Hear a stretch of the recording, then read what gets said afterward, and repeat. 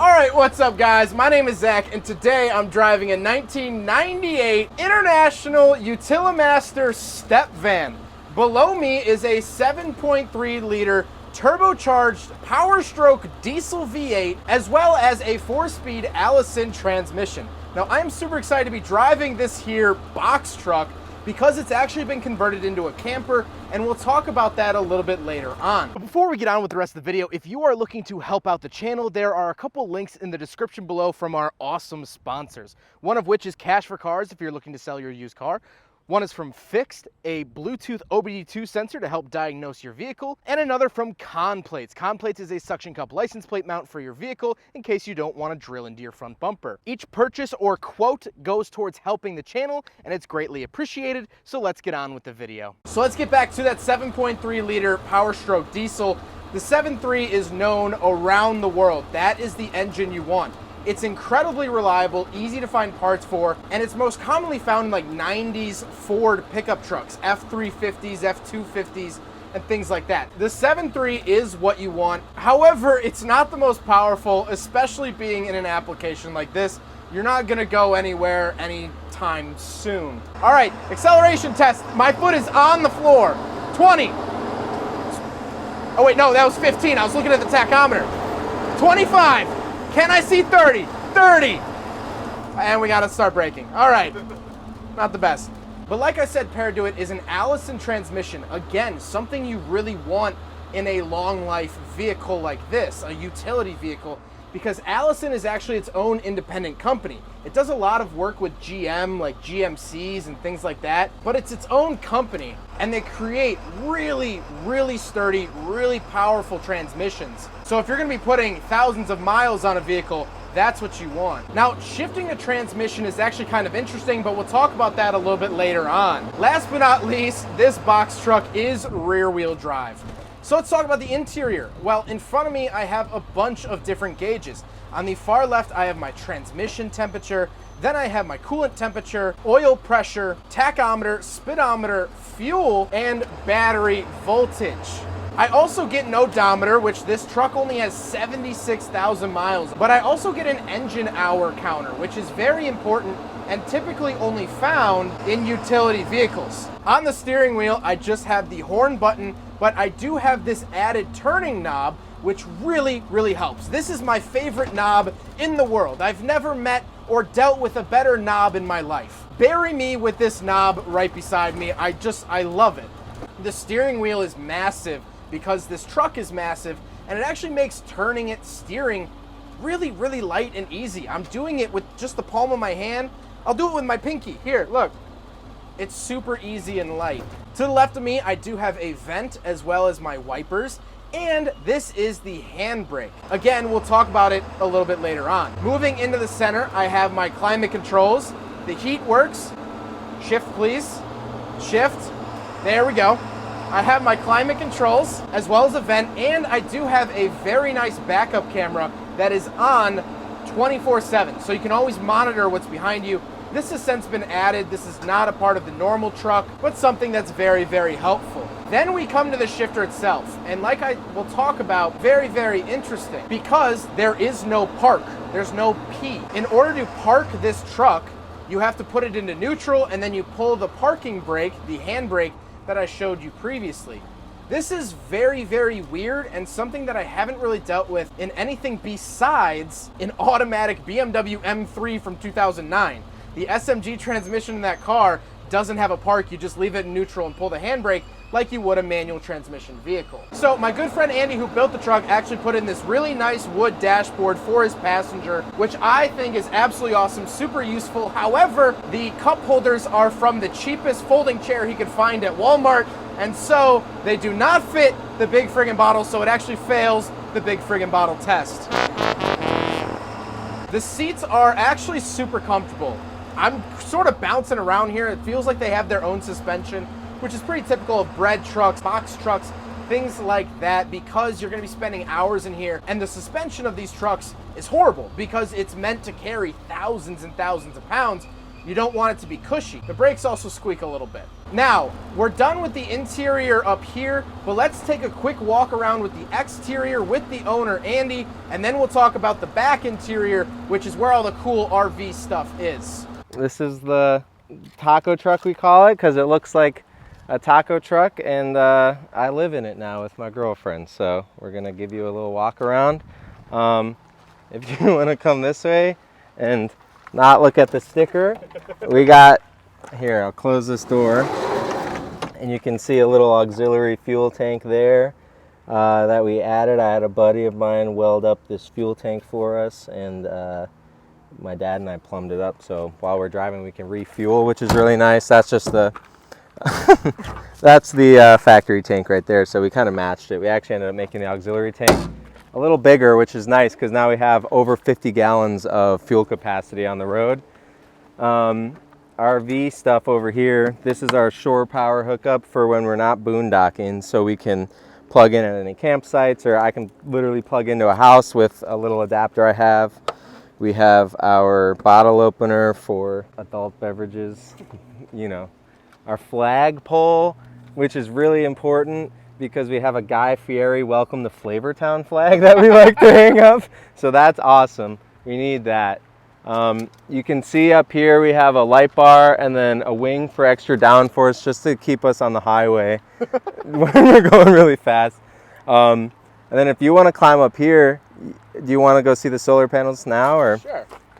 You can climb up and then just go up to the top of the ladder and you'll see the solar panels up there. All right, so up there are 3 250 watt solar panels that I got secondhand from the people who actually made the roof rack for us. A thing about getting a vehicle like this is you can't go buy like a normal roof rack like you would for an SUV. So I had the entire thing custom made, and it's a roof rack that spans the entire length of the van, and we basically did it just so we could put solar panels up there, but we also eventually plan to add a deck up there so we can go hang out, and that'll be really fun. Besides it being really filthy, what we have back here is our bike rack. This is propane for the water heater and our cooking surface, so I just did a split line, and we have one running to the stove and one running to the water heater. I can show you that in a sec. If we pop the back here,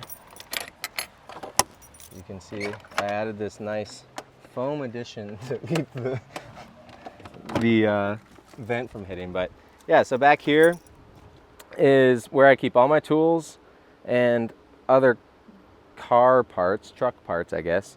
Got brake fluid and coolant and oil, fuel additive. I got dog food.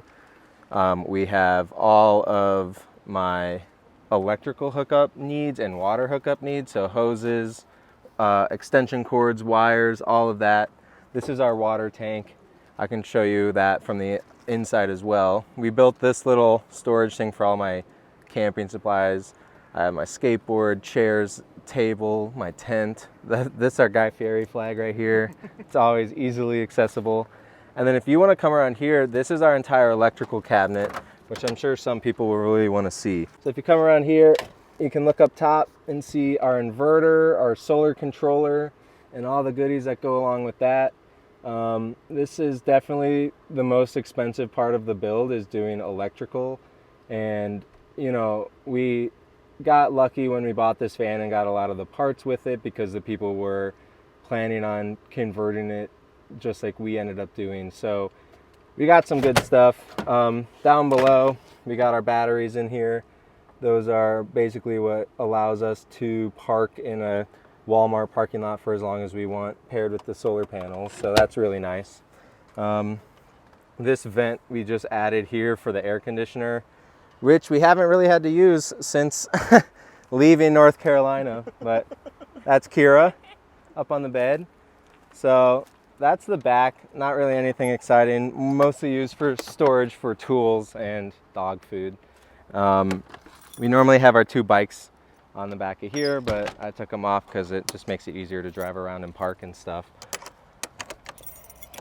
Represent the mighty car mods because I do like cars. Over here is water, So at a campsite, you can add a pressurized water inlet there, and it bypasses the water pump, and you just have water pressure, and it would be like having a house, and you just can shower as long as you want.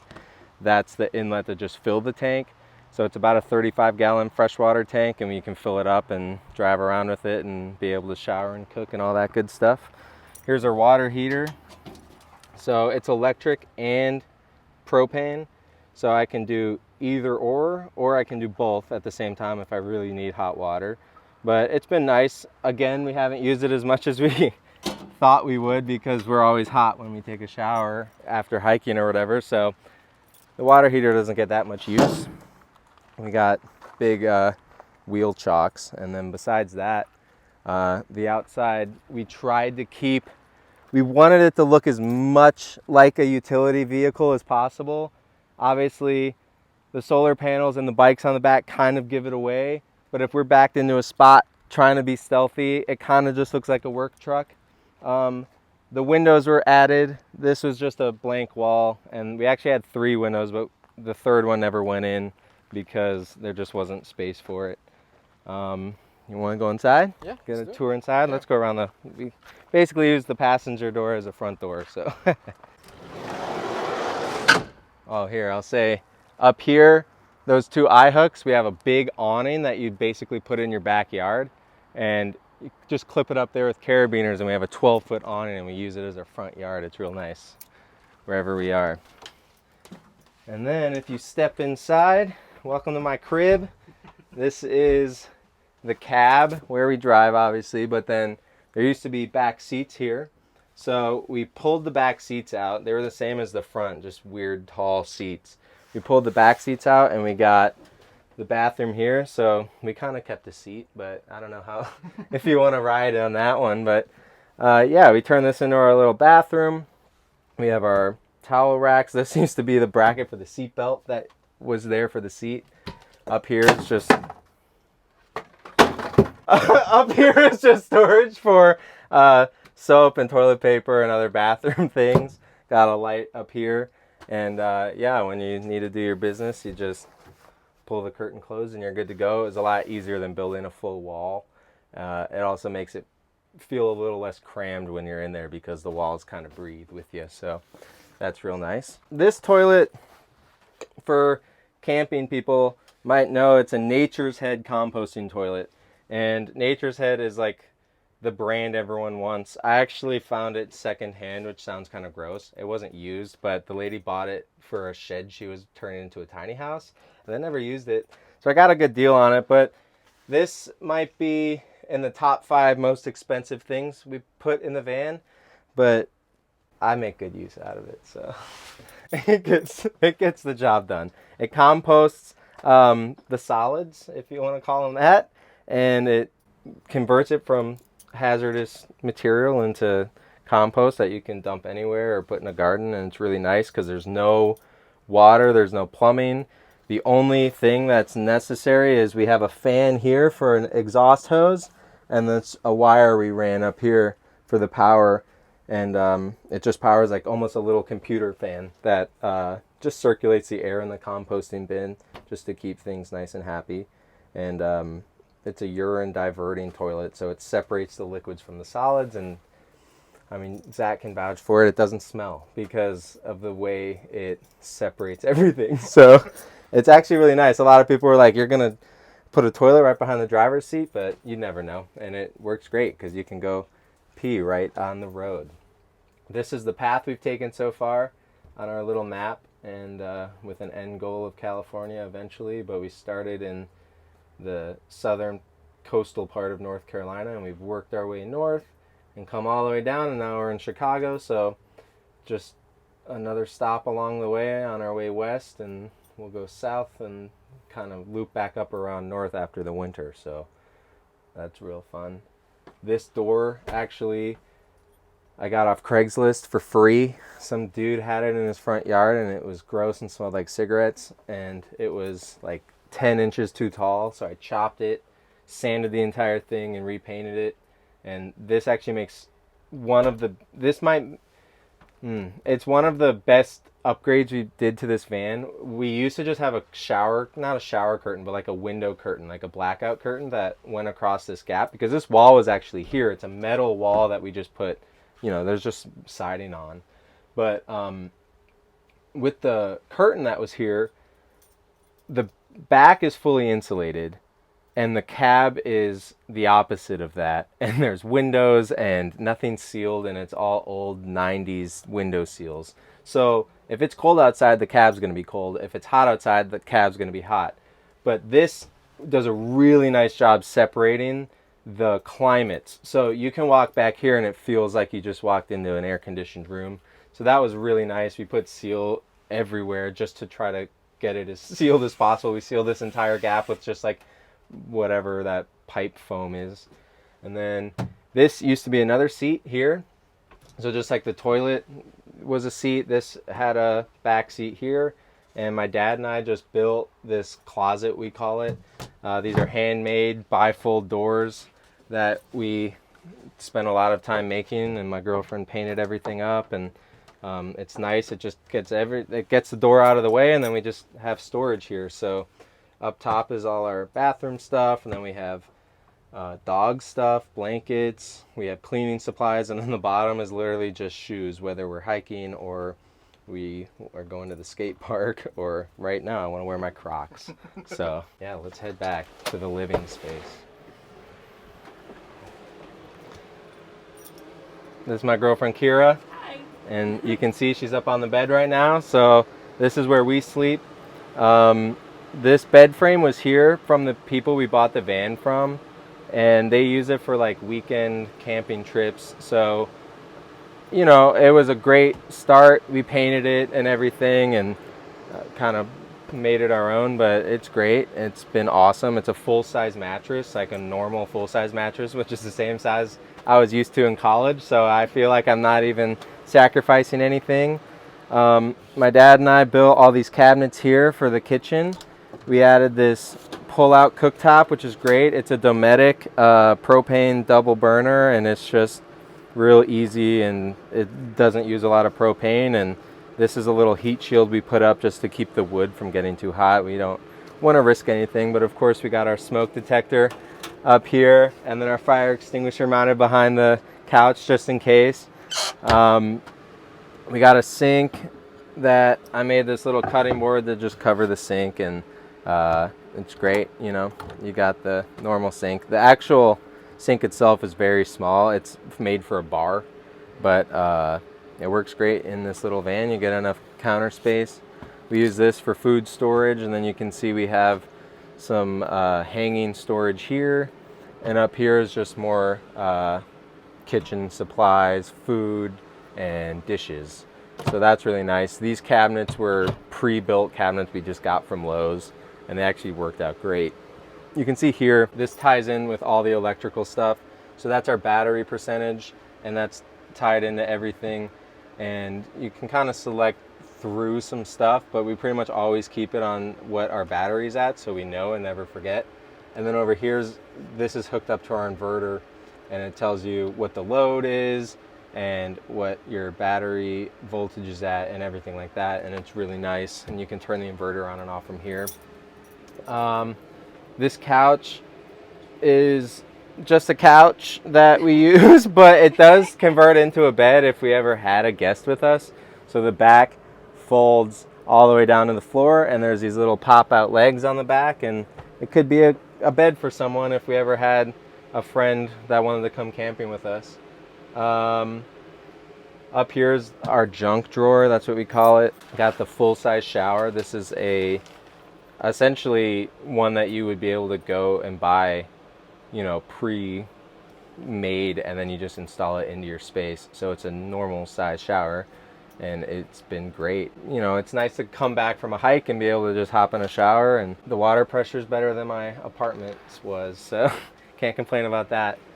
Over here we got the TV, and that's nice. It's a smart TV, so we can watch Netflix and Hulu, whatever, or we have a DVD player in the back if we ever wanted to watch any of my Star Wars DVDs that I have, of course.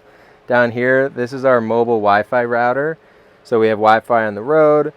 that's just a thermometer, so it actually connects to my phone, so I can know what the temperature is in the back if my dog's ever back here and we're not back there. In here is video games and books, but we have a lot less books than we do video games. That's the way I like it. That's our freshwater drinking thing. It's just a jug that we fill up at like a grocery store with water, just so we can fill our water bottles easily, because we don't always put drinking water in the freshwater tank. Sometimes it's just like out of a hose, so it's okay to shower, but we wouldn't necessarily drink it. So it's nice to just have a big 5-gallon jug of water for drinking. This is our dresser where we keep all our clothes, and it's been surprisingly good. It was the cheapest dresser I could find on Amazon that were these dimensions, because I was gonna build one from scratch, but time and money, it just was easier to buy one that fit. So we painted everything to match, but besides that, I just added some latches to keep the doors closed while we're driving, and it's good to go. It's a little tight, and we obviously don't have every item of clothing we own here right now, but you know, if it starts getting cold, we can switch stuff out with some winter clothing, and it's good to go. Down here, you can see is just more kitchen storage. We have some nets on the side just to hold some little stuff while we're driving, because everything likes to move around. But you know, nothing out of the ordinary. Basically just moved everything out of our apartment into here.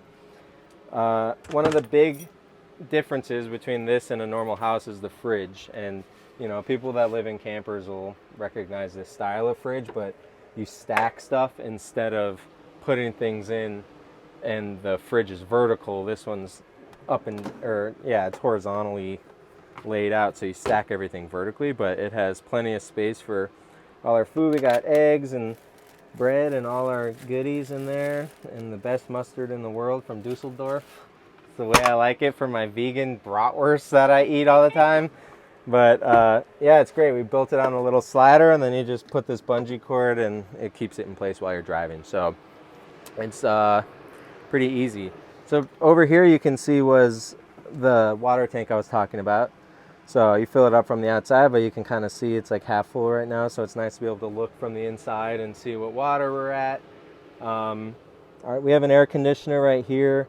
One of the cheap, like, what do they call them? Portable air conditioners. And it works, it's fine. We haven't really had to use it since we've left the South, but it's nice to have. And if the dog's in here, it's nice to be able to crank it on and know she's happy. That's the electrical box you saw earlier. And other than that, it's just storage everywhere to hold all my crap. Here, look. 50 adventures in Chicago on foot. So let's get to my final thoughts here on the RV. Well, I think this thing is incredibly, incredibly cool. And two things really stick out to me about this. First of all, it's really easy to drive. I was very, very intimidated by this giant 22-foot box truck. You know, I thought that that was pretty scary. But actually driving it with this knob in the palm of my hand, it's actually pretty easy. I wish I had more knobs in my hand. But the second thing that sticks out to me is the fact that this box truck wasn't that expensive. So Andy bought this for around $14,000, and he had to do a lot of work to it to get it where it is. But maybe $6-7 grand worth of work. This is around a $20,000 RV, which if you go online, do a Facebook search, do a Craigslist search, you can't find a true RV for $20,000. You just can't.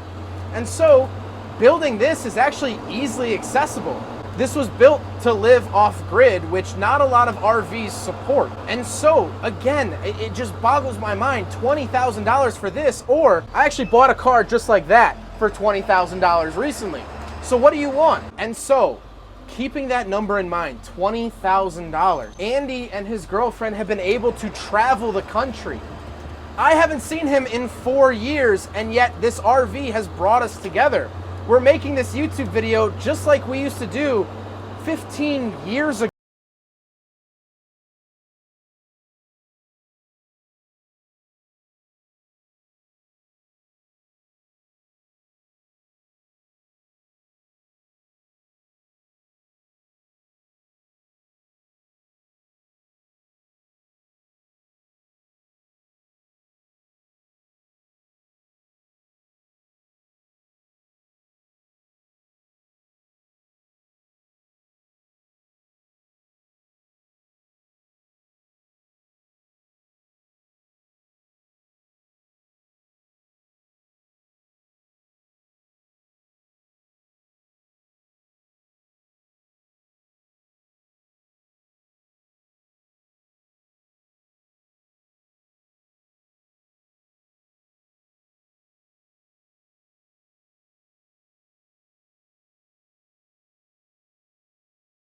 up. That's what we used to do, was make YouTube videos. And so while yes, this is a cool car and it's cool to live off grid, this opens up so many possibilities. This is less a vehicle and more of a portal to just the rest of this beautiful country. Andy and Kira are gonna see so many cool things out of this dingy front window. It's riddled with bugs now, but I can't imagine what it's going to be after Colorado, after San Diego, after the Southwest, after the Pacific Northwest. And the two of them are just going to build memories, which I think it's the most special thing in the world. I'm so grateful not only for him letting me do this review, but for him stopping by. I haven't seen him in a long time, and no love has been lost. And that's thanks to this here box truck. I hope you guys enjoyed the video. I hope you guys learned something. I hope you guys make your own RVs. It's the coolest thing in the world. I can't recommend it enough. And it just brings you to places you might not have thought of before. Hope you guys enjoyed the video. Don't forget to rate the video, comment on the video, and subscribe if you really liked it. Take care, guys.